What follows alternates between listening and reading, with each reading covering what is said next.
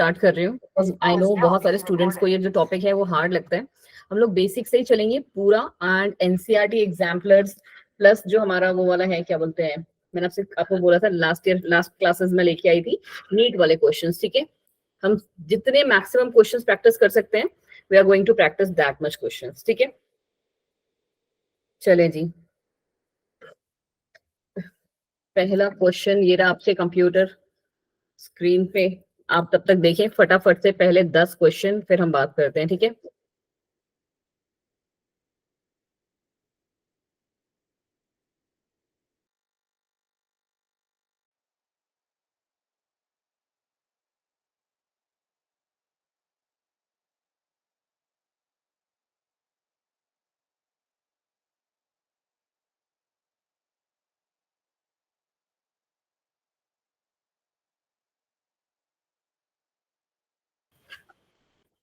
चलिए जी।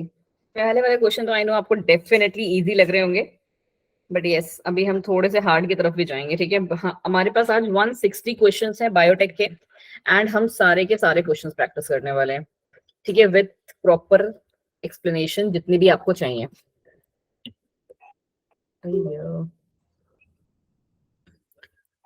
चलो बताएं जी। फर्स्ट क्वेश्चन और वेरी इजी क्वेश्चन। स्टार्टिंग के 10 क्वेश्चन आपको बहुत ही इजी लगने वाले हैं, उसके बाद थोड़ा सा लेवल बढ़ेगा, बट आई गेस कर ले देंगे हम लोग सारे। चलो बताएं जी, फर्स्ट क्वेश्चन का क्या आंसर एक्सपेक्ट करते हैं आप? आवाज वगैरह आ रही है ना सब कुछ? Yes, ma'am. ओके चले। The controlled use of biological agents such as live organisms and to use human के लिए कौन सा है? बायोटेक्नोलॉजी चैप्टर ही मूव कर रहे हैं, तो ऑब्वियसली इसका आंसर भी होगा। चलिए जी, next question. The techniques process that are included under biotechnology, कौन कौन सी टेक्निक्स होती हैं? In vitro fertilization, correcting a defective gene, synthesizing a gene, या all of the above? D होगा All शायद। of these. बिल्कुल सही, क्योंकि हम बायोटेक्नोलॉजी के थ्रू हर एक चीज करते हैं। इन विट्रो फर्टिलाइजेशन का मतलब क्या है? देखो अब मैं एक एक वर्ड पे अगर आपके लिए जाती तो क्या है, हम ये चैप्टर ट्रस्ट में 3 लेक्चर्स भी लेंगे ना तो भी खत्म नहीं कर पाएंगे, बट यहाँ हम साथ साथ में दोनों चीजें कर लेंगे, और जहां पे जरूरत पड़ेगी तो हम उन टॉपिक्स को एक बार डिटेल में देख लेंगे। ठीक है, इन विट्रो फर्टिलाइजेशन मतलब आपको पता है लेबोरेटरी टेक्निक्स में हम यूज करते हैं। ऋतु अपने आप को म्यूट, ऋतु जी अपने आप को म्यूट कर लीजिए प्लीज। Okay ma'am. हाँ जी। और हम लोग लेबोरेटरी टेक्निक यूज करते हैं, और लैब में ही क्या करते हैं, कल्टीवेशन करते हैं या ग्रोथ करते हैं या इम्प्रूवमेंट करते हैं। और आपको पता है कि बहुत बार हम लोग किस जो ये चीजें कर रहे होते हैं, ये टेक्निक्स, वो कैसे कर रहे होते हैं कि कोई अगर खराब जीन होता है हम उसको सही भी करते हैं, और बहुत सारे जीन्स जो हैं हम लैब में मैनुअली सिंथेसाइज भी करते हैं। ठीक है, चलो। EFB, one of the very important term in the field of biology. क्या है ये EFB? European federation of biotechnology, बिल्कुल सही कीर्ति जी। ठीक है, तो ये बहुत ही इंपॉर्टेंट टर्म है, आपको पता होना चाहिए इसके बारे में। और ये सबसे पहले किसने दिया था?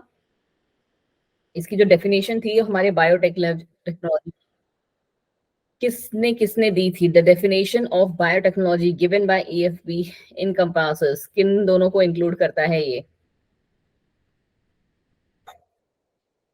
बोलो बोलो।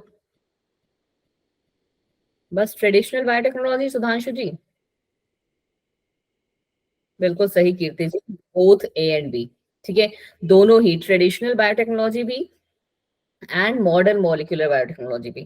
ठीक है, दोनों ही जो है EFB की डेफिनेशन को, DFB के थ्रू जो है बायोटेक्नोलॉजी की डेफिनेशन को कंप्लीट करते हैं। चलें, क्वेश्चन नंबर 9।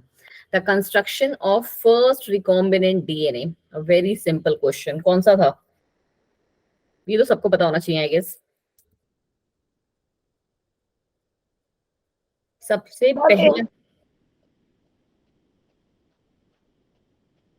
बोलो बोलो, सबसे पहला रिकॉम्बिनेंट DNA।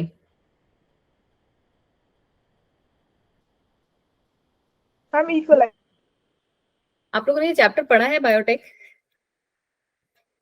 पढ़ा तो ऑब्वियस होगा यार। पता है एक्चुअली मैं ये बच्चों वाले क्वेश्चंस पे ऐसे वाले जो है ना एक्सपेक्ट नहीं कर रही हूँ। हाँ जी। कहाँ गया कहाँ गया कहाँ गया, ये देखिए जी।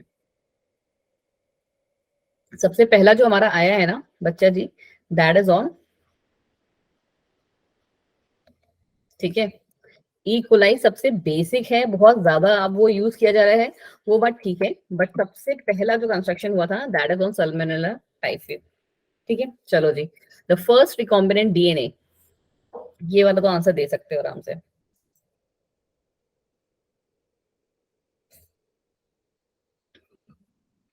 कीर्ति ही आंसर देंगी, बाकी कोई Both आंसर are नहीं देंगे।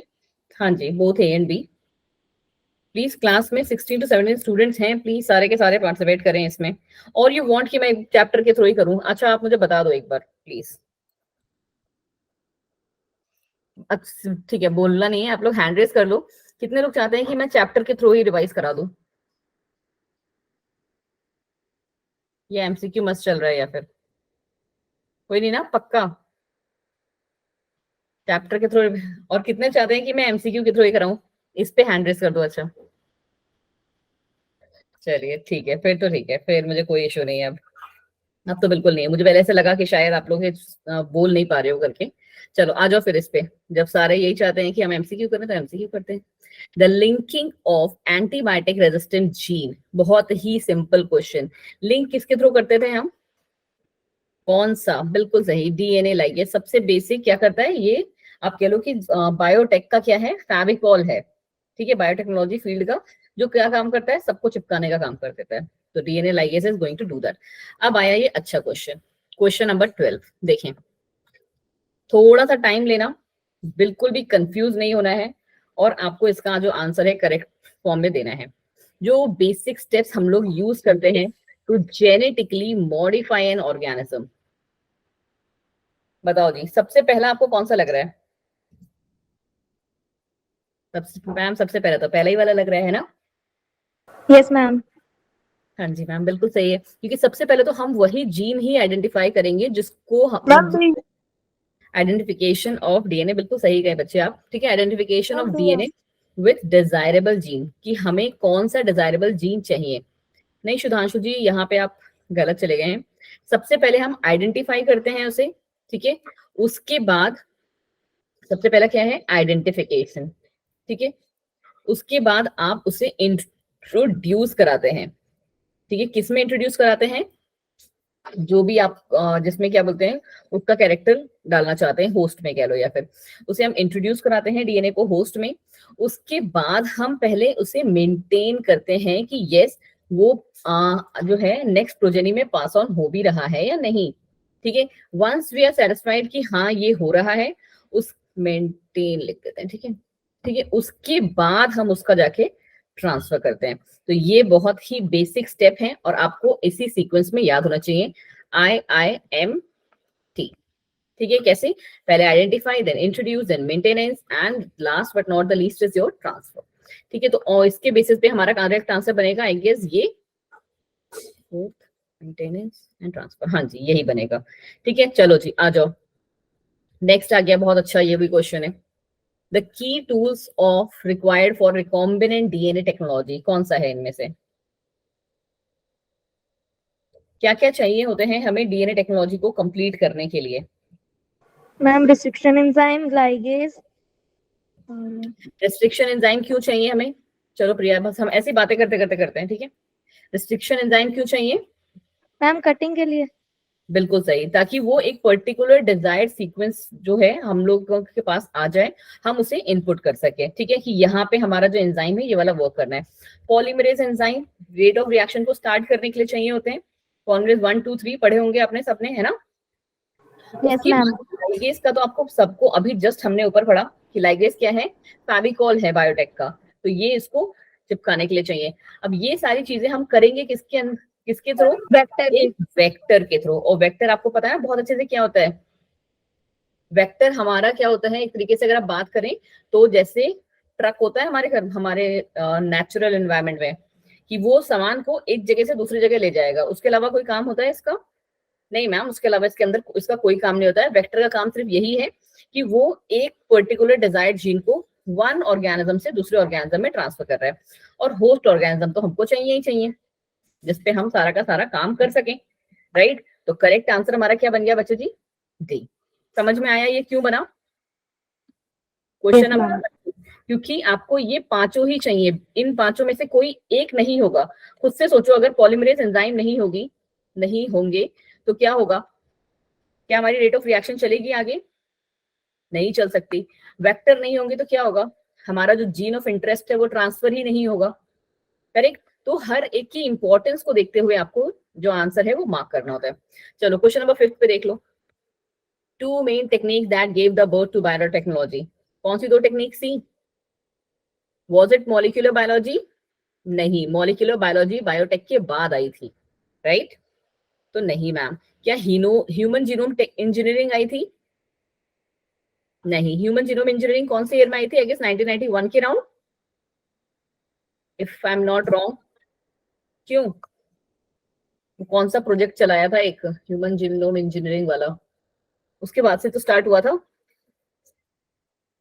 तो जो करेक्ट आंसर इस वाले का है that is your bio process engineering और जेनेटिक इंजीनियरिंग। क्या होता है बायो प्रोसेस इंजीनियरिंग में और जेनेटिक इंजीनियरिंग में? कोई बच्चा बोलो बोलो। तुम लोगों ने पक्का पढ़ा है ना ये चैप्टर? तुम्हारे आंसर्स ना कभी कभी सरप्राइज करते हैं। सारे एकदम सन्नाटा बना रखा है क्लास में कि मैम हमको कुछ नहीं आता। बोलो जी, बायो प्रोसेस इंजीनियरिंग में क्या हो रहा था और जेनेटिक इंजीनियरिंग में क्या होगा? देखो जी, इन दोनों में जो हमारा काम, देखो पहले तो आप ये समझो कि हमने इस आंसर को क्यों सेलेक्ट किया है, ठीक है? तो चलो ठीक है, मॉलिक्यूलर बायोलॉजी तो मैंने आपको बताया कि दैट वाज व्हाट वे फार, मतलब बाद में आया था, इसलिए हम उसको नहीं लेते। ह्यूमन जीनोम इंजीनियरिंग हम इस बायोटेक वाले को इसलिए नहीं कह सकते हैं क्योंकि क्या सिर्फ हम ह्यूमंस की ही भलाई कर रहे हैं? नहीं जी, यहाँ पे तो हम सारे चीजों के लिए कर रहे हैं ना। मतलब मोस्ट ऑफ द जो काम है वो ह्यूमंस की भलाई के लिए है, ठीक है? बट हम एनिमल्स या प्लांट्स इन सबको भी तो नेग्लेक्ट नहीं कर रहे हैं, हम बहुत सारी वैरायटीज को ग्रो कर रहे हैं। तो जो मेन चीजें हैं ना दोनों, वो हमारे बायो प्रोसेस इंजीनियरिंग और जेनेटिक इंजीनियरिंग। और एक्चुअली जेनेटिक इंजीनियरिंग में हम क्या कर रहे हैं पता है ना आपको? क्या करते हैं हम? डीएनए और आरएनए जो होता है उन्हीं को तो ऑल्टर करते हैं। क्यों? जेनेटिक इंजीनियरिंग में आप क्या करते हो? हम लोग डीएनए और आरएनए के जो सीक्वेंस हैं आपके, वही क्या बोलते हैं इसे, ATGC ATT करके, इन सबको ही तो चेंज कर रहे हैं, इन्हीं को तो ऑल्टर कर रहे हैं कि जो हमारा डिजायर्ड वाला है, जिसमें क्या है हमें और भी ज्यादा अच्छा रिजल्ट मिल रहा है, हम उनको लेके आते हैं और जो पुराना वाला है उनको कट करते हैं, राइट? यही कहानी चल रही है इसमें। अब ये लोग यस या नो भी नहीं बोलेंगे। Yes ma'am. हाँ जी दीपाली, एटलीस्ट हाँ ये थम्स अप ही कर दिया करो, उतने से भी मुझे लगता है कि हाँ तुम लोग हो, वरना मुझे लगता है सो गए हो क्लास में। ठीक है, तो ये वाला काम होता है। और बायो प्रोसेसेस इंजीनियरिंग में हम क्या करते हैं? बायो प्रोसेसेस इंजीनियरिंग में हम कोशिश करते हैं कि एक प्रॉपर स्टेराइल एनवायरनमेंट प्रोवाइड कर सके। ठीक है, क्या कर सके? ताकि वो जो एनवायरनमेंट रहे वो हमारा कॉन्टैमिनेशन फ्री रहे। कॉन्टैमिनेशन फ्री मतलब, क्योंकि हम लोग जो ये काम कर रहे हैं स्टार्टिंग में जब करते हैं तो थोड़े जूनियर लेवल पे काम कर रहे हैं, ठीक है, कि पेट्री प्लेट्स या इन सब चीजों में ही कर रहे हैं।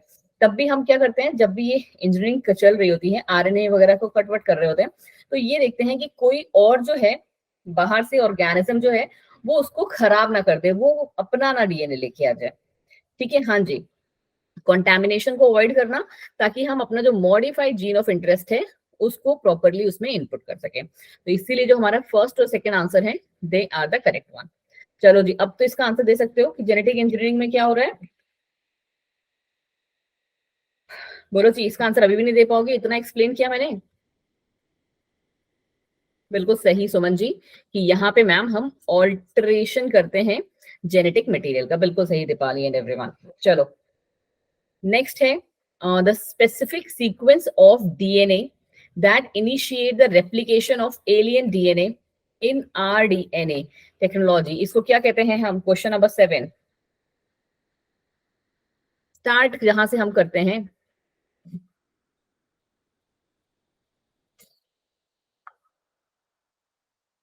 हाँ जी कीर्ति, बिल्कुल सही बोला आपने। The correct answer here is origin of replication, जिसको हम ऑरिसी भी कहते हो। करेक्ट, ये वर्ड सुना है, ऑरिसी। ठीक है, कि ओरिजिन हमारा यहाँ पे से होगा रेप्लिकेशन का। ठीक है, and it is the very specific sequence होता है जो कि हमारे रेप्लिकेशन को स्टार्ट करवाता है। बिल्कुल सही। चलो autonomously replicating circular extra chromosomal DNA. बच्चों वाला आंसर। उसके अलावा बिल्कुल सही, प्लाज्मिड। चले जी, नेक्स्ट आ जाइए यहाँ पे। The enzyme commonly used in genetic engineering कौन से होते हैं और क्यों होते हैं? मैंने आपसे पूछा है कॉमनली, ठीक है, बाकी सब जो हैं हमारे यूज होते हैं, उनके बिना काम नहीं चलता। बताएं जी, जो सबसे सबसे सबसे इंपॉर्टेंट है, लाइगेज एंड पॉलीमरेज। ओके, इसमें आ रहे में हमारे पास मल्टीपल क्वेश्चंस आ रहे हैं। कोई कह रहा है बी, कोई कह रहा है सी, कोई डी भी कह रहा है। लो, वंदना जी रह गई थी उन्होंने ए भी पूरा कर दिया कि मैम ए को क्यों छोड़े, ए को भी ले लेते हैं। नहीं बचा जी, जो करेक्ट आंसर है इसका, that is your restriction endonuclease and ligase. ठीक है, कि जो रेस्ट्रिक्शन एंडोन्यूक्लियस है वो क्या कर रहा है, देखो सबसे इंपॉर्टेंट जो काम है हमारे इसमें वो रेस्ट्रिक्शन एंडोन्यूक्लियस और लाइगेज का ही है। क्यों मैम?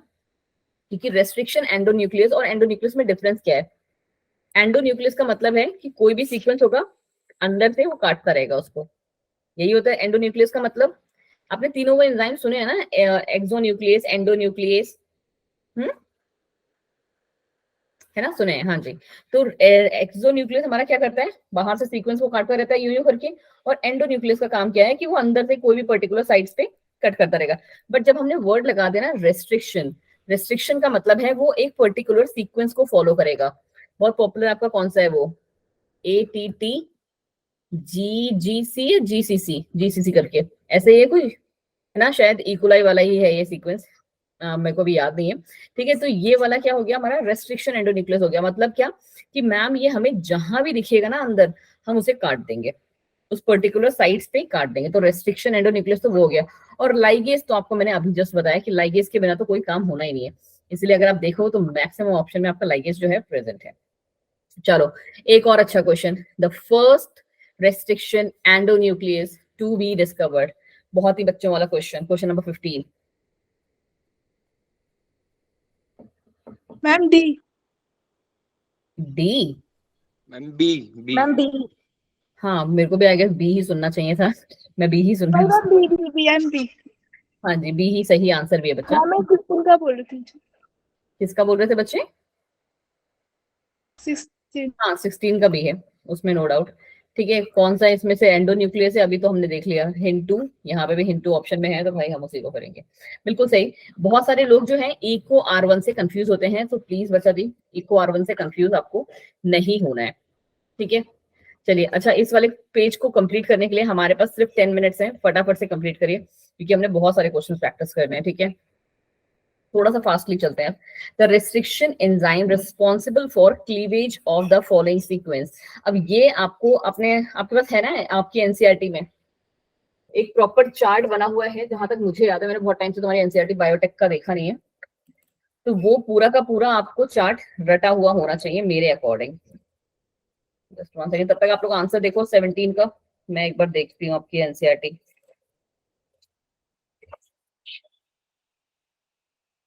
प्रोसेस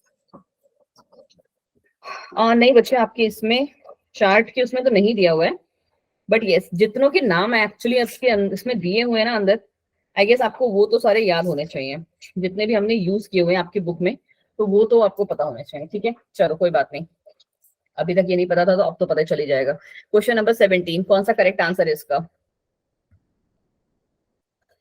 किसका है ये बताएं जी? गूगल करने में लग गए क्या? 18 का नहीं जी, 18 का तो मुझे पता है इजी है क्वेश्चन, तो 18 का आप आंसर दे देंगे आराम से, और वो भी आपने गलत दिया है, डी बोल रहे हो आप। क्वेश्चन नंबर 17, अभी किसी ने सही आंसर दिया, that is your hint too. उतनी देर से उसका ही पढ़ते आ रहे हैं, थोड़ा सा कॉमन सेंस लगा लेते हैं। ठीक है, बिल्कुल सही है कि हिंट टू हमारा जहां कौन से वर्ड्स पे कट करता है, जहां पे भी आपको ये वाला सीक्वेंस दिख जाएगा, ये आपको इसका एक काम कर लो प्लीज, एक सेपरेट चार्ट बना लो, and it is very very very important. मेरे अकॉर्डिंग तो आप लोगों ने जब 12th के एग्जाम दिए तो आपने बनाया होना चाहिए, बट अगर आपने नहीं बनाया है तो प्लीज कुछ के तो आप ऐसे चार्ट बना लो, जैसे हिंट टू हो गया, जितने यहाँ पे दिए हुए हैं, इको R1, ठीक है, कि ये कहाँ पे कट करते हैं, इको R2, ठीक है, LU1, जितने आपके बुक में एनसीईआरटी में वो दिए हुए हैं उनको बस आप कर लो कि उनके स्पेसिफिक सीक्वेंस कौन से हैं, ठीक है, उससे ज्यादा की आपको जरूरत नहीं पड़ेगी। चलिए जी, तब तक अविनाश जी ने नेक्स्ट का आंसर भी दे दिया और बिल्कुल सही आंसर है कि how many restriction enzymes are isolated. तो हाँ जी बच्चा जी, 900 जो हैं दे आर आइसोलेटेड। चलो next question, name the bacterial strains from which restriction enzyme, sorry number of bacterial strain, ठीक है, कितने बैक्टीरियल स्ट्रेन्स अभी तक मिल चुके हैं, बिल्कुल सही जी, 230। अगला क्वेश्चन बहुत ही अच्छा और बहुत ही इजी वाला, इसको देखें फिर 27 वाले से देखें, दिख रहा है ना प्रॉपर, हाँ जी।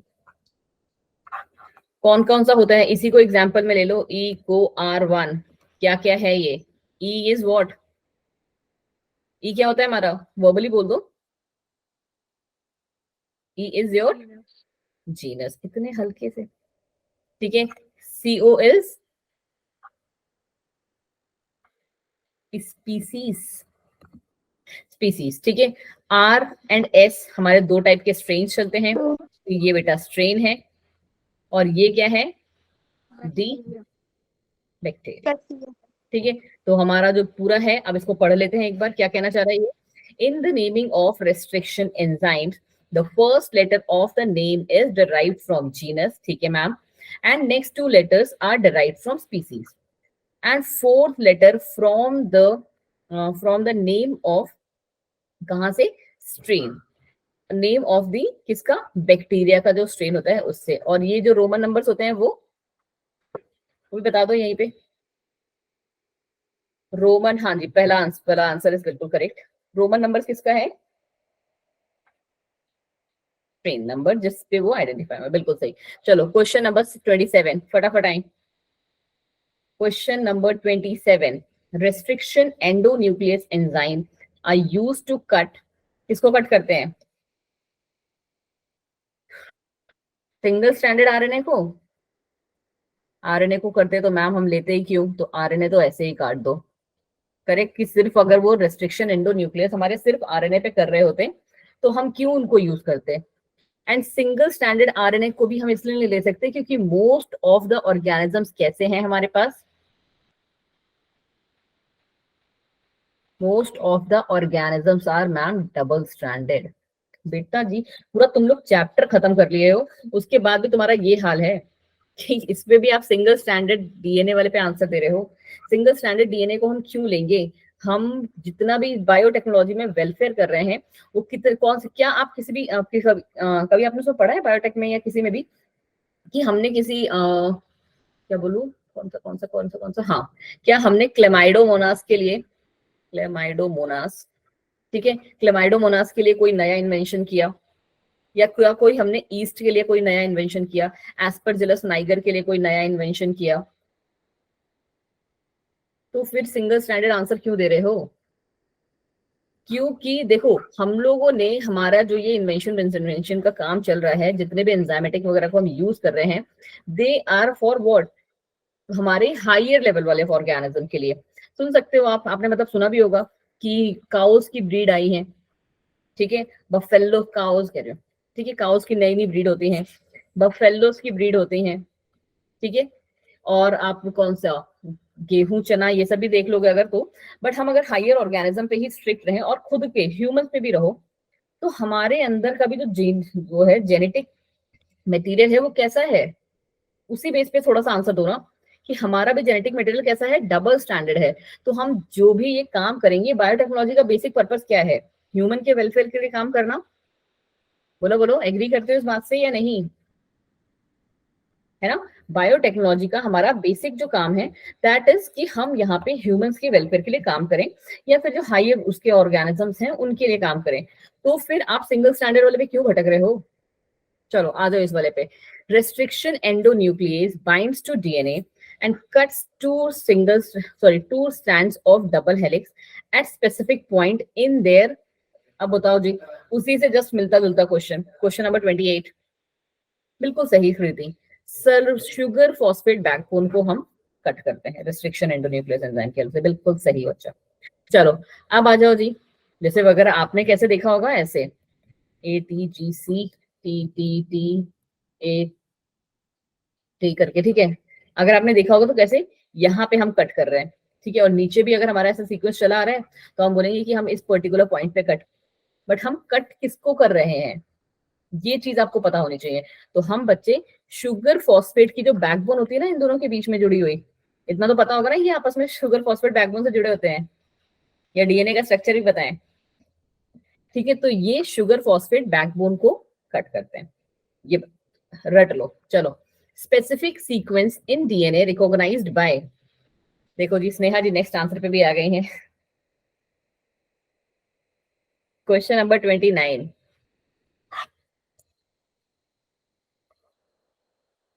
नेहा इस क्वेश्चन को फिर से एक बार पढ़ो बच्चे। क्या दिया हुआ है? Special sequence in the DNA recognized by, special sequence कैसे होते हैं स्पेशल सीक्वेंस? पैलिंड्रोनिक। पैलिंड्रोनिक का मतलब, पैलिंड्रोनिक का मतलब क्या होता है? कौन बच्चा बताएगा प्लीज यार?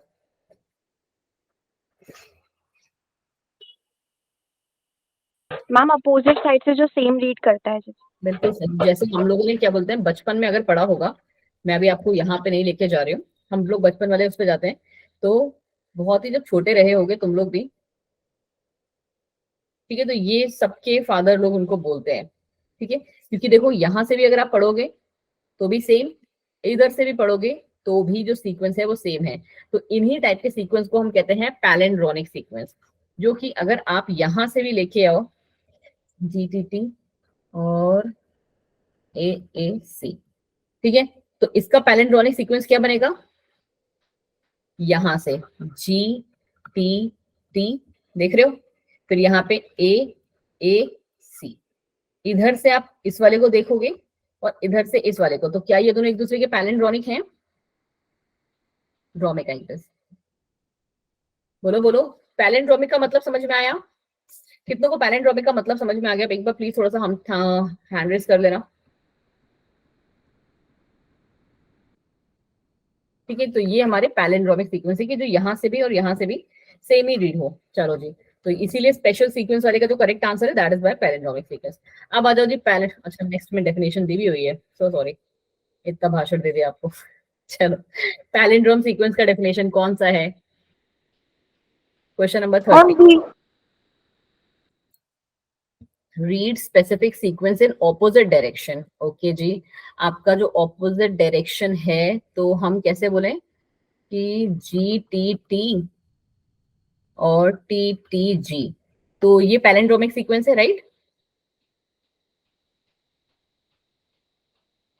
क्यों बच्चा जी, क्या ये पैलिंड्रोमिक सीक्वेंस है? क्योंकि आपकी जो स्टेटमेंट बोल रही है वो यही बोल रही है कि read specific sequence in opposite direction, या फिर अगर आपको थोड़ा सा और अच्छे से समझना है क्योंकि TT बहुत ज्यादा हो गया, तो हम कैसे कर लेते हैं GAT TAG, तो क्या ये पैलिंड्रोमिक सीक्वेंस है? Yes ma'am. नो बेटा, पैलिंड्रोमिक सीक्वेंस हम जब भी यहाँ पे पढ़ते हैं ना, ये मलयालम वाले को अब इतना भी ज्यादा सीरियस नहीं लेना है, ठीक है। यहाँ पे जब हम पढ़ते हैं ना तो वो 2 स्ट्रैंड्स में होने चाहिए। मैंने आपको जो एग्जांपल दिया, कहाँ पे दिया है? एक सीक्वेंस ऊपर लाइन में है, दूसरा सीक्वेंस नीचे लाइन में है बच्चा। Yes ma'am. हाँ, ठीक है, कैसे बोल रहे हैं उन्हें? Read same on 2 strands when orientation of reading is same, ठीक है। तो क्या चल रहा है कि हमारा जो ओरिएंटेशन है रीडिंग का वो सेम होना चाहिए जब हम 2 अलग अलग स्ट्रैंड को पढ़ रहे हैं। तो this is the palindromic sequence, ना कि जो मैंने अभी आपके लिए लिखा था, ठीक है। ओके। हाँ जी, आ जाए जी क्वेश्चन नंबर 31 पे। फटाफट से पहले यही लाइन कंप्लीट करते हैं, 31, 32, 33।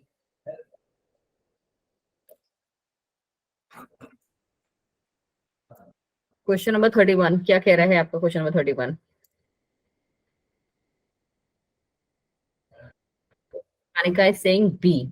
Restriction enzyme cuts the DNA strand a little away from the center of palindromic site. कहाँ पे? Same 2 bases on opposite strands. बिल्कुल सही, ठीक है। चलिए जी, नेक्स्ट है the foreign DNA and the vector is cut with, किसकी हेल्प से कट करते हैं उसे हम? अच्छा क्वेश्चन है ये, बिल्कुल सही कीर्ति एंड अंश। अंश जी कहाँ रह जाते हैं आप आजकल, पढ़ आने का मन नहीं करता क्लास में? बिल्कुल नो सही मैम, आज तो कीर्ति, सर अविनाश, वंदना। चलिए question number 33, how many fragments will be generated if linear DNA molecule is digested, ठीक है, is digested using a restriction enzyme having 6 recognition sites on DNA? कितने फ्रेगमेंट जनरेट होंगे? चलिए यही लाइन खत्म कर लेते हैं, चलो आ जाओ। क्वेश्चन नंबर 34 फटाफट से देखें। बिल्कुल सही, भी किसी एक ने तो आंसर दिया, I can't see the name क्या था, कनिका। बिल्कुल सही Kanika Kirti, the correct answer is ma'am 6। ठीक है, ओके मैं 30 पे पहुंच गई क्या? मैम बायोटेक आपने करा दिया? हाँ जी बायोटेक करा दिया हमने कब? आज, आधे घंटे में? आधे घंटे में। How many fragments will be generated? अंश जी शॉक में मत चले जाइएगा। सॉरी हम लोग पहले कौन सा वाला क्वेश्चन कर रहे हैं, पहले उस पे आ जाते हैं। क्वेश्चन नंबर 33 हम कर रहे हैं, ठीक है। How many fragments will be generated if linear DNA molecule is digested with restriction enzyme having 4 recognition site? तो आपने जो आंसर दिया बी, दैट इज बिल्कुल करेक्ट। फिर है क्वेश्चन नंबर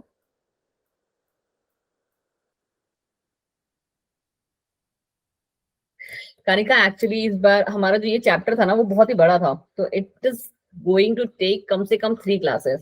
तो दैट्स व्हाई आई थॉट कि हम बेसिक से लेके हाई लेवल के क्वेश्चन तक कर लेते हैं, उसी में आपको जहां एक्सप्लेनेशन की जरूरत पड़ेगी आई विल एक्सप्लेन यू।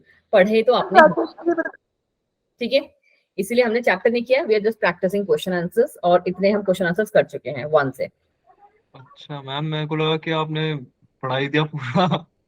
मेरा आपने समरी पढ़ा दी ऊपर ऊपर से। नहीं नहीं, समरी की अगर जरूरत पड़ेगी तो अगर सैटरडे को हम लोग को मिलेगा क्लास एक एक्स्ट्रा, तो हम उस टाइम पे कर लेंगे, बिकॉज वही है कि इस वीक के लिए आपके ये 2 चैप्टर डिजाइन किए गए हैं, एंड आपको पता होना चाहिए कि इतने इजी नहीं है। हाँ जी प्लीज, एक सेकेंड, क्या कह रहे हो मैम? 33 बता दो, बच्चा बताया तो इसका आंसर हमारे, इसका answer that will be your 5। Question क्या है एक बार उसको पढ़ोगे आप कनिका, जिसने भी मतलब ये पूछा है? सॉरी कनिका आप ही थे शायद। No, ma'am. अच्छा तो How कौन? many fragments will be generated if a linear DNA molecule is digested with a restriction enzyme having 4 recombination sites on the DNA? क्या समझ में आ रहा है आपको और उसमें क्या समझ में नहीं आ रहा है, दोनों चीजें एक बार मुझे बताओगे? Basically, इसमें ये पूछा जा रहा है कि कितने अगर मतलब कितने फ्रैगमेंट्स बनेंगे अगर जो लीनियर डीएनए है वो डाइजेस्ट हो जाएगा किसी रिस्ट्रिक्शन एंजाइम के थ्रू। हाँ जी, ये क्वेश्चन पूछा जा रहा है आपसे और आंसर इसका क्या आया है? 5। देखो इसका जो एक्सप्लेनेशन आएगा ना बच्चे, कि अगर हम लीनियर डीएनए को कट करते हैं ना, is digested using restriction enzyme, तो 4 रिकॉग्नाइजेशन सीक्वेंस हमें मिलते हैं। 4 रिकॉग्नाइजेशन सीक्वेंस का मतलब है कितनी जगह कट हुआ होगा? बोलो बोलो। 4 रिकॉग्नाइजेशन सीक्वेंस होंगे, बच्चा खुद से एक बार सोचो ना, 4 रिकॉग्नाइजेशन सीक्वेंस है हमारे पास, ठीक है। 6 हमारे पास, कितना 6 ही दिया हुआ है ना, ठीक है। 4 रिकॉग्निशन सीक्वेंस है हमारे पास, नहीं 6 नहीं दिया हुआ है, ठीक है। तो हमें कितनी फ्रेगमेंट्स मिलेंगी? 4 आई थिंक।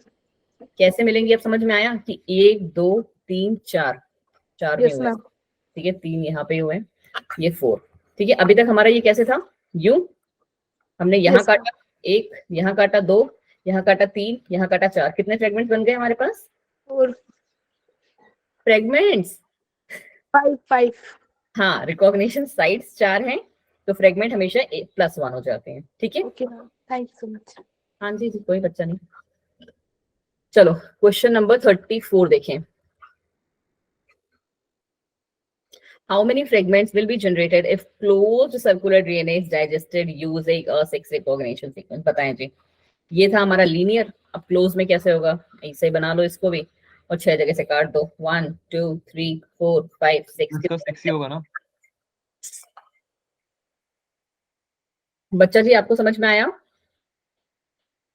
कौन सी थी वो लड़की, हमारी सीधी साधी मासूम लड़की?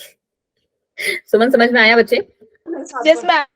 ओके ठीक है, तो सर्कुलर वाले में हमेशा सेम रहता है, जितने हमारे पास रिकॉग्निशन साइट्स हैं उतने, लीनियर वाले में +1 हो जाता है। ठीक है, चलो क्वेश्चन नंबर 35 नीट का क्वेश्चन है, तो there is a high possibility कि वो आपके एग्जाम में आ जाए। फटाफट से देखिए। Ligase. लाइगेस, चलो जी ठीक है, मैंने क्वेश्चन भी नहीं पढ़ा, आपके भरोसे ही लाइगेस देख भी कर दिया है। अब है which is also known as molecular glue, फिर से वही क्वेश्चन। DNA ligase। चलो हटाओ, इधर साइड करो इसे, आ जाओ कहाँ पे, ये तब तक आप इनको देखो पर, चलो यहीं से आ जाओ क्वेश्चन नंबर 21 से, फटाफट से देखें जी।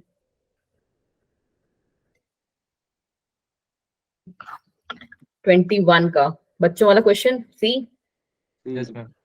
ठीक है, अभी जस्ट हमने किया था ये वाला, ऊपर वाला जब क्वेश्चन किया था कि जो रोमन नंबर होता है वो क्या इंडिकेट करता है, आपने बता दिया था कि order in which enzyme is isolated, correct. Question number 22 में किसी को डाउट है जरा सा भी? नहीं No, ma'am, ma'am. I guess नहीं होना चाहिए, है ना। चलिए, restriction enzyme belongs to which of the following enzymes, sorry which class of the Exonuclease। Enzymes. Question number 23,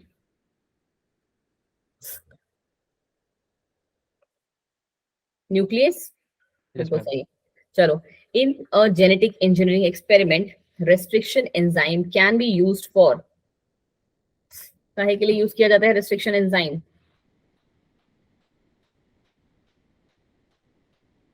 क्या सिर्फ बैक्टीरियल डीएनए के लिए? देखो, मैंने उस दिन भी शायद आपको बताया था, या फिर मैं शायद 12th वालों को प्रैक्टिस करा रही थी कि बायोलॉजी में ना बहुत हद तक ना उन क्वेश्चंस को हम उन ऑप्शंस को हम इनकरेक्ट कर देते हैं जिनके पीछे ना या तो एकदम डेफिनेट हो कि हाँ यही होगा, उसके अलावा नहीं होगा, जिनमें ना ओनली लगा होता है। ठीक है, जिनके पीछे ओनली लगा होता है हम ऑटोमेटिकली उन क्वेश्चंस को गलत कर देते हैं। आई गेस आप ही की क्लास में बताया था मैंने ये बात, है ना। तो इसी बेसिस पे कि अगर आप जेनेटिक इंजीनियरिंग कर रहे हो, खुद से सोचो तो क्या रेस्ट्रिक्शन एंजाइम सिर्फ हमारा बैक्टीरिया तक ही है, बैक्टीरिया के डीएनए तक ही है? नहीं मैम। वायरस के ही है? नहीं जी। यूकैरियोटिक में ही है? नहीं जी। It is for any DNA fragment. ठीक है, तो एनी जहां पे दे दिया तो वो समझ लो कि हाँ ठीक है, मतलब एनी का तो मैं नहीं कह सकती हूँ, बट हाँ मोस्टली जहां पे ओनली दिया होगा ना तो वो आपका इनकरेक्ट ही हो जाता है। चले, an enzyme catalysing the removal of nucleotides from the ends of DNA. Question number 25, कैसे होता है? ये रहा हमारा डीएनए, यहां से इसको काटो, यहां से इसको काटो, Exonuclease। एक्सोन्यूक्लियस। बीच से कौन कट कर रहा होता है? Endonuclease। एंडोन्यूक्लियस। लाइगेज का काम क्या है? जोड़ना। जोड़ना। ठीक है, सारे समझ में आ गए आपको। और प्रोटीज का तो आपको पता ही है कि वो कुछ स्पेसिफिक प्रोटीन सीक्वेंस पे जाके कट करेगा। तो यहाँ पे जब उन्होंने बोला है कि जब एंड से कट कर रहा है तो याद रख लो कि एक्सोन्यूक्लियस ही होगा। ठीक है, चलो, restriction endonuclease are the enzymes, बहुत ही बच्चों वाला क्वेश्चन, कहाँ पे होगा इसका answer? Remove nucleotides from the ends of the DNA, अभी तो बोला नहीं। बी कह रहा है restrict the action of enzymes DNA polymerase. ठीक है, मैम ए ऑप्शन है इसका। recognize a specific nucleotide sequence for binding and then cleaves both the strands.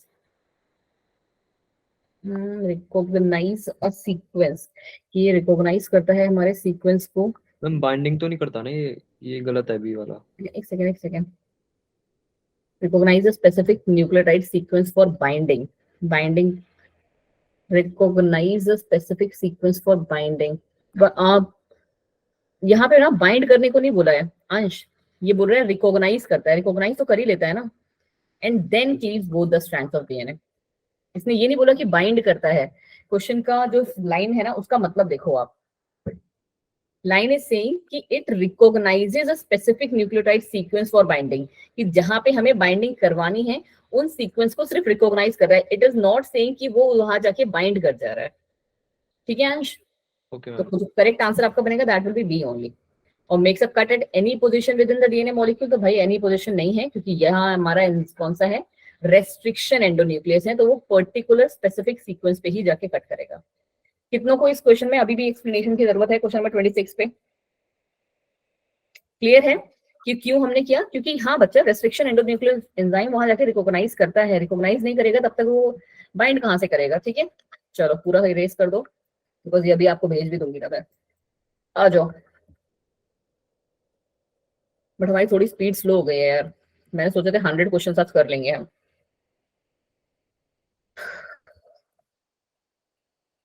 Question number 37 देखें। जो ये वाला क्वेश्चन है ना 39 वाला, वो तुम्हारे घर के लिए है, बिकॉज इसको करने में तो बड़ा दिक्कत होगी मेरे को, आधा बार नीचे आधा बार ऊपर करना होगा। इसको देखो क्या कहने की कोशिश कर रहा है ये। Study the given diagram and identify the enzyme A and B. कौन सा है? देखो जो मैं आपसे अभी उस टाइम हम लोग बात कर रहे थे, GAA-TTC। कौन सा होता है GAA-TTC? क्वेश्चन नंबर 37 सबसे पॉपुलर वाला इकोलाई। ठीक है, तो जहां पे बाकी सारे आ रहे हैं तो अपने आप ही ऑटोमेटिकली कैंसिल कर लो। GAAT मतलब ये पता है, मैं आपको ऑनेस्टली बताऊं तो मैंने भी 11th क्लास में ही पहली बार सुना था और तब से ये एक तो रट ही गया है। ठीक है कि GAA-TTC जो है दैट इज फॉर इकोलाई। बाकी मुझे सारे नहीं याद रहते, बट हाँ ये वाला रटा रहता है। ठीक है, तो आपको ये याद रखना है कि ये वाला जो सीक्वेंस है दैट इज फॉर स्टेप 1 जो पूछ रहा है इन्होंने, ये हमारा इको R1 का है, तो बिल्कुल सही इको R1 का है। और फिर ये क्या कर रहा है, इनको चिपका रहा है, राइट। तो स्टेप 2 में क्या हो रहा है हमारा, DNA लाइगेज एंजाइम का हम हेल्प कर रहे ले रहे हैं और उनको जोड़ रहे हैं आपस में स्टिकी एंड्स, तो बिल्कुल ठीक है। चलो question number 38, which of the following option is not correct regarding the eco R1? eco R1 restriction endonuclease enzyme है या नहीं है? No ma'am. नहीं है, ठीक है जी। Is not correct. Ansh not correct पूछ रहा है ये, तो क्या ये बात सही है? नो मैम, गलत है। चलो जी, अभी आप कह रहे हो तो गलत है। फिर कह रहा है isolated from eco R1 RY13 bacteria. बोले क्वेश्चन नंबर 38।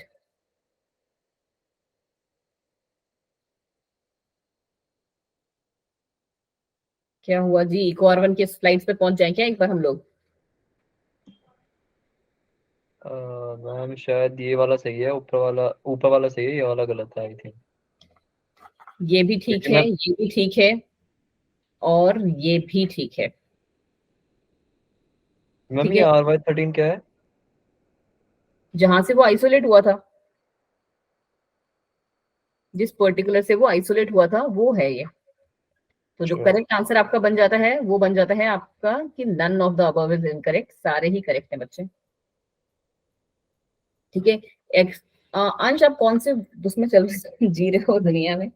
अभी ऊपर आपने सीक्वेंस किया है उसके बाद भी आप कंफ्यूज हो रहे हो कि क्या इको R1 जो है एंडोन्यूक्लियस एंजाइम नहीं है।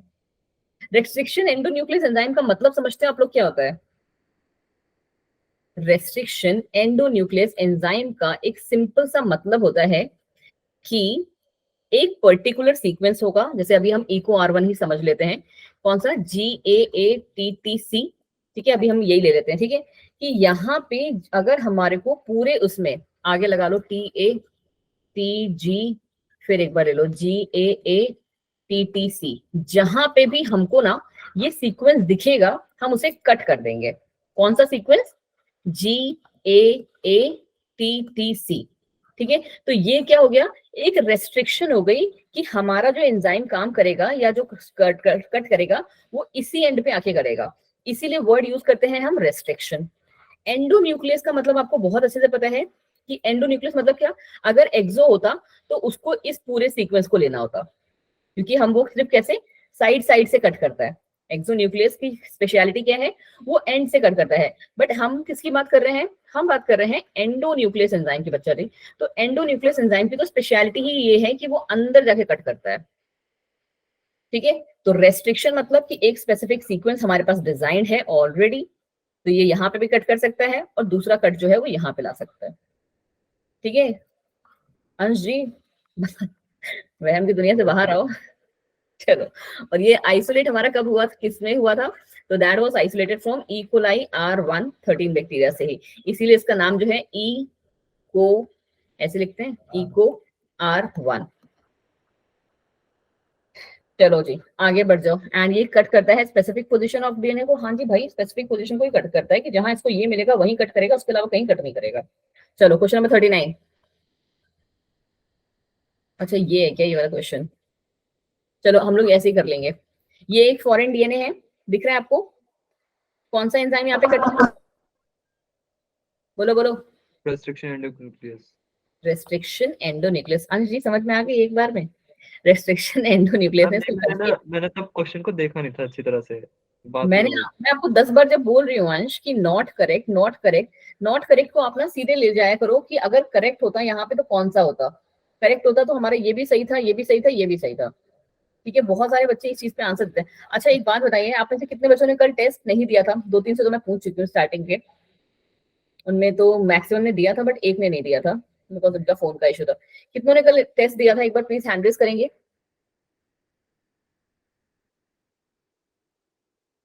बस आउट ऑफ 16 इतने ही लोगों ने टेस्ट दिया था।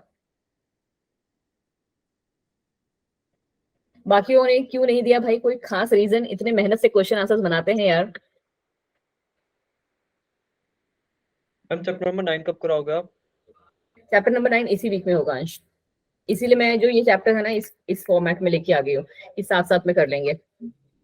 चलो यहाँ पे कौन सा एंजाइम आएगा हमारा? वेक्टर को कट कौन सा एंजाइम करेगा? हम इस सेम पर्टिकुलर एंजाइम पॉइंट पे करेगा, सेम यहाँ एंजाइम। पे भी रेस्ट्रिक्शन एंडोन्यूक्लियस हम चलो मान के चल सकते हैं। यहाँ पे ज्वाइनिंग एंजाइम कौन सा होगा हमारे पास? DNA ligase. Ligase. DNA ligase. Ligase, ठीक है मैम। और डी में? यहाँ पे ट्रांसफॉर्मेशन Recombinant होगा। technology. ठीक है, अब हम इसी बेसिस पे अपना आंसर को भी देख लेते हैं क्या कह रहा है ये। कहाँ पे है देखो, रेस्ट्रिक्शन एंडोन्यूक्लियस, ठीक है, यहाँ पे है रेस्ट्रिक्शन एक्सोन्यूक्लियस। नहीं जी, हमारे दोनों एंडोन्यूक्लियस थे है ना, ठीक है। क्वेश्चन नंबर ये रहा, रेस्ट्रिक्शन एंडोन्यूक्लियस, लाइगेस और लास्ट में ट्रांसफॉर्मेशन, यही हुआ था हमारा। यस। Yes, ma'am. तो हमारा बी। कितनों को क्लियर नहीं हुआ ये बात? सबको क्लियर हो गया? चलो क्वेश्चन नंबर 40 पे आ जाओ। Cutting of DNA by dash results in fragments of DNA. फिर से कितने बार ये क्वेश्चन आएगा, मैं उसको कर करके भूल चुकी हूँ अब। क्वेश्चन नंबर 40 फिर से यही है, फिर से नहीं अब एक्सप्लेन करूंगी मैं। चलो, DNA fragments generated by restriction endonuclease in a chemical reaction can be separated by one of the अच्छा question number 41 इलेक्ट्रोफोरेसिस। इलेक्ट्रोफोरेसिस, बिल्कुल सही जी, ठीक है। चलिए जी, अच्छा क्वेश्चन है, एक बार इसको जरूर देख के जाइएगा लास्ट में, मतलब जब अपना एग्जाम देने जाना सीयूईटी या नीट इसका भी। इसका भी सेम ही है, 42 का भी। एमटी gel electrophoresis. Gel electrophoresis. Gel electrophoresis, ठीक है जी। क्वेश्चन नंबर 42 का भी डी है। एग्रोस, अच्छा चीज है ये। कहाँ से सीवीड। मिलता है? एग्रोस कहाँ से मिलता है हमें? एक हमें सीवीड है, बिल्कुल सही। अब ये क्वेश्चन सीयूईटी में भी आया था। हाँ जी, तो हो सकता है इस बार तो फिर नहीं आएगा, लास्ट ईयर जब आ चुका है तो। मैम चलो, उसमें मतलब क्या था, जो लास्ट के 4-5 क्वेश्चन थे ना, उसमें पैसेज दे दिया था हमें एनसीईआरटी का, उसमें से क्वेश्चन दे रखे थे हमें। मैंने आपको कहा तो है, देखो एक और बहुत अच्छी चीज अभी चली है, अगर आप कहो तो हम सीधे उसी पे आ जाएं। एनसीईआरटी एग्जाम्पलर्स, मतलब मेरे को भी बहुत मजा आता है करने में उनको। ये रहा, इनको कर लें एक बार, थोड़े से टफ होते हैं ये। Okay ma'am. चलो हम एक काम करते हैं, इनको करते हैं। चलो आ जाओ, ठीक है, आ जाओ, बोलो जी। एनसीईआरटी एग्जाम्पल्स कहते हैं टू लाइन बाय लाइन जो है आपकी एनसीईआरटी की लाइन दी हुई है, ये उठा के देख सकते हो आप। A bacterial cell transformed with a recombinant DNA molecule that was generated using human gene. However, the transformed cells did not produce the desired protein. अब क्या रीजन हो सकता है इसमें? The human gene may have intron which bacteria cannot process, क्योंकि आप मैं कुछ नहीं बोल रही अभी, पहले आप पढ़ लेते हैं एक बार, ठीक है। Amino acid codons for humans and bacteria are different. Human protein is formed but degraded by bacteria, या ऑल ऑफ द अबव, कोई भी रीजन हो सकता है इनमें से।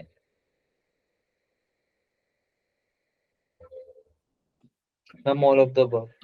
किसी ने तो आंसर दिया डी, तुम भी वही बोल रहे हो। और शायद मैम कनिका जी ने, कनिका क्यों आपको लग रहा है 145 का डी होगा?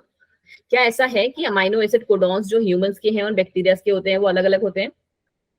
कोडॉन्स का मतलब समझ रहे हो? कोडॉन्स का मतलब है जैसे कि हमारा AUG कोडॉन है एक, वो किसको कोड करता है? मिथियोनिन को, if I am not wrong, ठीक है, वो मिथियोनिन को कोड करता है।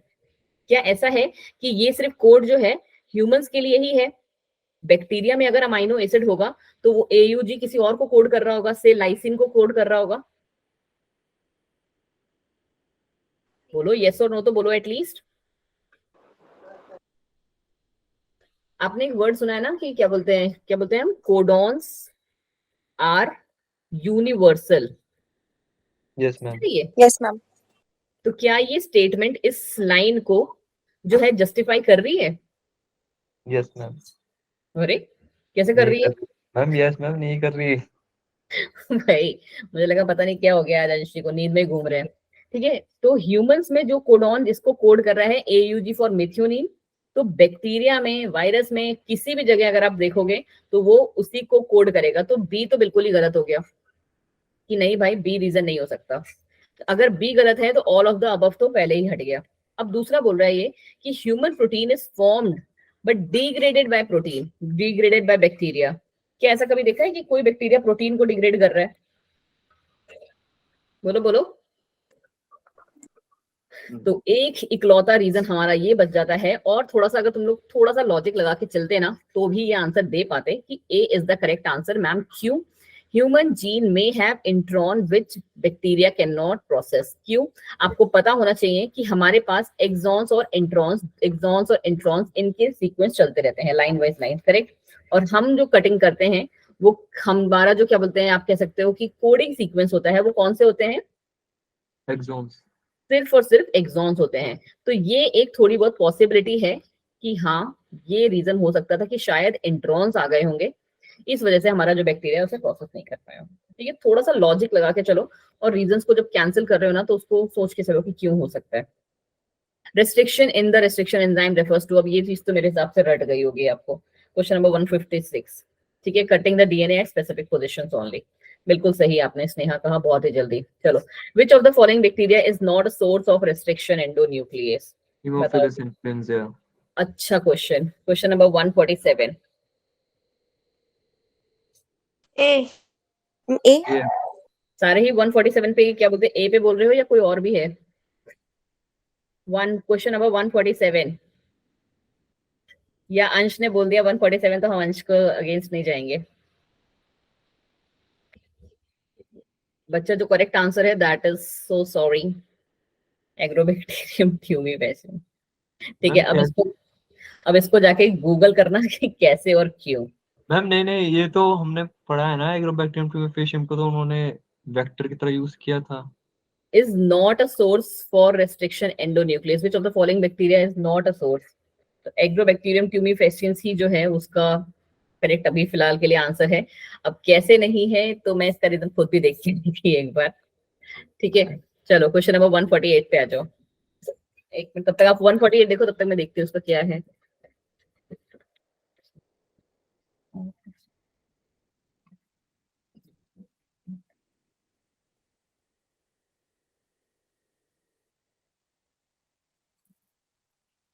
बी।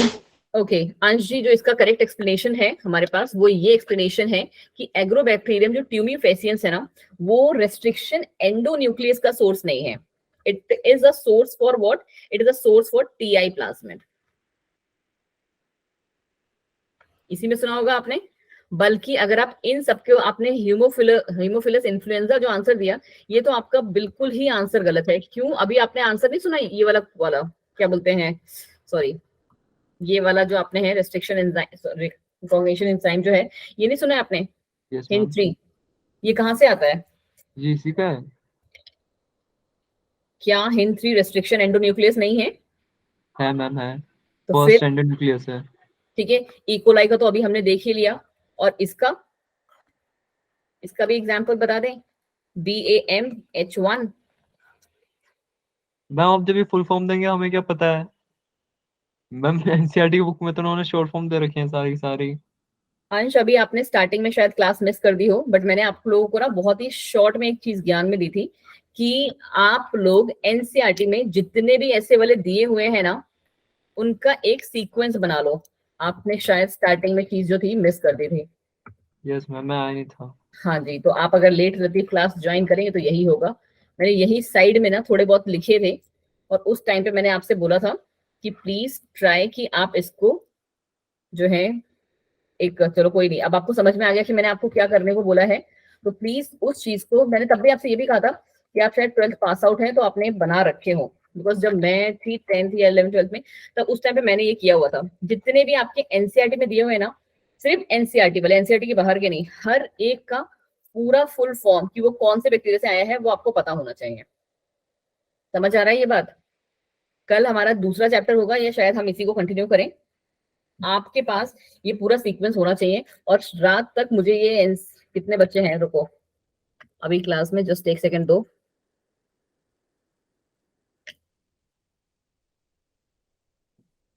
मैं तुम लोग का ना फोटो खींच रही हूँ इसमें, so that after the class आप मुझे इसका जो है आपने बना लिया है वो बना के मुझे भेजेंगे। सारे के सारों को ये ऑर्डर दे रही हूँ मैं। समझ में आई बात? कि इसका पूरा का पूरा एक चार्ट बना के, जितने सिर्फ आपके एनसीईआरटी में, बहुत ज्यादा नहीं है, हार्डली मेरे हिसाब से 11 to 12 के लगभग ही है, इतने आपको बना के कल मुझे आज रात तक भेजने हैं। समझ में आई बात? चलो आ जाओ, question number 148, which of the following enzyme catalyses. Ansh ये वाला क्लियर हुआ आपको कि एग्रोबैक्टीरियम ट्यूमिफेसिएंस को हम पीआई प्लाज्मिड की तरह यूज करते हैं, ना कि एंडोन्यूक्लियस की तरफ। Yes ma'am. अब आ जाओ रेस्ट्रिक्शन, सॉरी इस पे, क्वेश्चन नंबर 148 पे, which of the following enzyme catalyses the removal of nucleotide from ends of DNA. Exonuclease. Which of the following statement does not holds true for restriction enzyme? It recognizes a palindromic nucleotide sequence only, तो ऐसा कुछ नहीं लगाया हुआ है उन्होंने। It does not hold, it is isolated from virus। तो क्या ऐसा है 149 में? हाँ जी बिल्कुल सही बोल रहे हो आप, it is isolated from virus, this is not true for that। हाँ जी बिल्कुल सही कहा दीपाली अविनाश आपने। आ जाओ क्वेश्चन नंबर 152 से पहले स्टार्ट करते हैं, ठीक है। In agarose gel electrophoresis, DNA molecules are separated on the basis of, बहुत ही बच्चों वाला क्वेश्चन, बताओ जी। Question number 152। Charge to size ratio ma'am, नहीं मैम, चार्ज से भी होता है और साइज से भी होता है। ऑल ऑफ कह सकते हो ऑल ऑफ दीज या नहीं?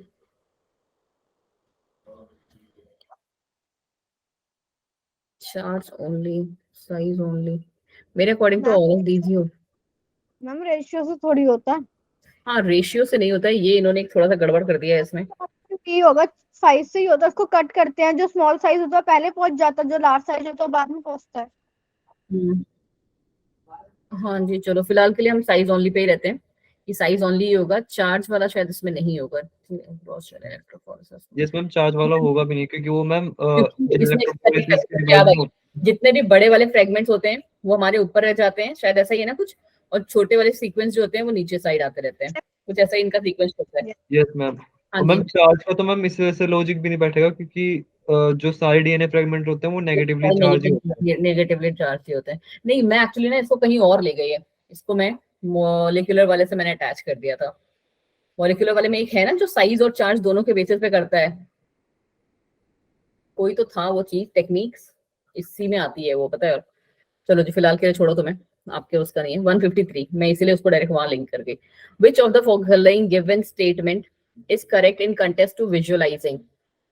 Question number 153, DNA can be seen in visible light, DNA can be seen without staining in visible light, ethidium bromide stained DNA can be visible in light, और ethidium ma'am D होगा। Question number 153, हाँ जी बिल्कुल सही।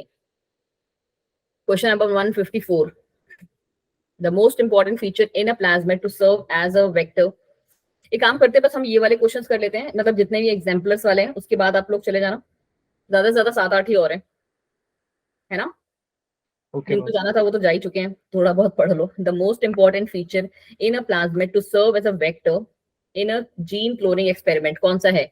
ऑरी, presence of selectable marker, presence of sites for restriction endonuclease, या its size.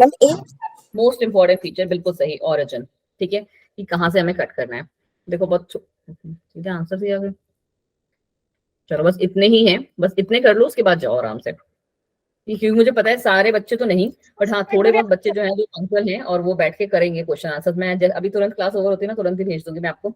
And yes, one more important thing is कि अगर आप लोग चाहते हो कि इसका मैं कोई टॉपिक आपको एक्सप्लेन कर दूं कोई भी, अगर जैसे आपको किसी में आइसोलेशन वाले में या उसका जो प्रॉपर मैम फंक्शनिंग होता है वो आप समझा दो, तो प्लीज कल आप नोट डाउन कर लेना। हमारी क्लास अब वेंसडे को होगी, हम वो वाला टॉपिक कर लेंगे, ठीक है? Okay ma'am. क्योंकि बच्चों की तरह इस वाले चैप्टर को पढ़ाने का कोई मतलब नहीं है आपको। आ जाओ। An antibiotic resistance gene in a vector usually helps in the selection of, question number 155, बताएं जी। ट्रांसफॉर्म बैक्टीरियल सेल, बिल्कुल सही। चलो, Yes, ma'am. Transfer of genetic material from one bacterium to another through, हाँ अगर जैसे आप में से अगर कुछ आता ना कि मैं इनमें से भी कोई टॉपिक एक आपको एक्सप्लेन कर दूं, तो वो भी मैं आपको उस दिन एक्सप्लेन कर सकती हूँ। बिकॉज मेरे पास मतलब आपके इन वाली स्लाइड से नहीं, खुद की जो बनी हुई हैंड रिटन वाली स्लाइड्स हैं, मैं वो लाके आपको समझा सकती हूँ इफ यू वांट, ठीक है? अगर आपको क्वेश्चन आंसर प्रैक्टिस सही लग रहा है तो वही चाहिए, ठीक है? चलो, ट्रांसफॉर्मेशन। बट क्लास स्टार्ट होने से पहले मुझे बता देना, क्योंकि आपको पता होना चाहिए कि जो वेंसडे हमारी क्लास होती है तो 9 से 10 मेरी एक पहले भी क्लास चल रही होती है, जो 10:15 पे खत्म होती है, फिर 10:15 10:30 तुम्हारी स्टार्ट होती है। चलो, क्वेश्चन नंबर 156 है क्या आपने बच्चे? एवोल्यूशन एक बार आप अगे दोबारा करवा दो फिर। एवोल्यूशन एक काम करेंगे बच्चे कि इस वीक के एंड में कर लेंगे, ठीक है? Okay ma'am. आ जाइए जी, क्वेश्चन नंबर 156, ट्रांसडक्शन, किसी ने आंसर बोला और सही भी बोला।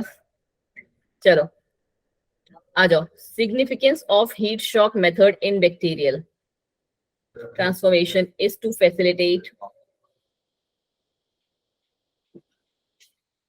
क्वेश्चन नंबर 157 क्या है significance of heat shock method in bacterial transformation? Ma'am C होगा इसका। Uptake of DNA through transient pores in bacterial cell wall. चलो, while isolating the DNA from bacteria, which of the following enzyme is not required? Question number 158. डीऑक्सीराइबोनुक्लेस। चलिए जी, next question 160. Which among the following was awarded the Nobel Prize for Development of PCR technology? अच्छा, carry म्यूलेस। Gary Mullis. Which one of the following steps are catalyzed by Taq polymerase in PCR reaction? Annealing of primer. बताएं जी। Taq polymerase नहीं जी, Taq polymerase का काम यहाँ पे extension होता है। Extension. हाँ जी, एक्सटेंशन होता है। Which of the following should be chosen for the best yield if one were to produce a recombinant protein in large amount? Question number 162. Ma'am B. A straight tank bioreactor without inlets and outlets. तो इसी से गलत हो जाता है वो। Ma'am बिल्कुल सही जी, सी होगा सी होगा मैम इसका। हम कंटीन्यूअस कल्चर सिस्टम क्या होता है? किसका क्या होता है? Continuous culture system. Continuous culture system का मतलब होता है कि एक साइड से इनलेट करता रहेगा, दूसरे साइड से आउटलेट निकालता रहेगा। सेम यही line but with inlets and outlets आ जाएगा। अच्छा ओके मैम। हाँ जी, चलो। हमें ए वाला भी समझा देते, ए वाली लाइन लेबोरेटरी वाली। लेबोरेटरी वाला तो बेटा कहीं से कहीं तक नहीं है ना। इन्होंने बोला है कि which of the following should be chosen for the best yield that too in large amount. तो क्या लेबोरेटरी में आप लार्ज अमाउंट में कर सकते हो? फ्लास्क आपको पता है हम लोग जो यूज, मतलब जो जैसे मैंने लेबोरेटरी में एक्चुअली काम किया हुआ है, ज्यादा से ज्यादा बहुत बड़ा अगर आप ले सकते हो ना 5 लीटर का, ठीक है? अब इसने कहा है कि large amount of recombinant protein हमें बनाना है, तो क्या हम 5 लीटर में बना सकते हैं लार्ज अमाउंट में? नहीं जी बच्चा, उसके लिए हमें बड़े बड़े टैंकर्स चाहिए, ठीक है? और वो भी कैसे वाले टैंकर्स, जिनमें एक साइड से हमारा हम जो है अपना वो मीडिया डालते रहे, दूसरे साइड से प्रोसेस होकर चीज हमारा जिसको हम SCP कहते हैं, सिंगल सेल प्रोटीन्स वगैरह जो है, जो भी रिक्वायर्ड वो है वो हमें मिलता रहे, ठीक है? मतलब बी वाली लाइन भी करेक्ट होती, बट अगर हम यहाँ पे विथ आ जाता तो कंटिन्यूअस कल्चर जिसे कहते हैं। बस ये लास्ट क्वेश्चन है 159, उसके बाद आप लोग जा सकते हैं। Tata, bye bye, good night. Question number 159.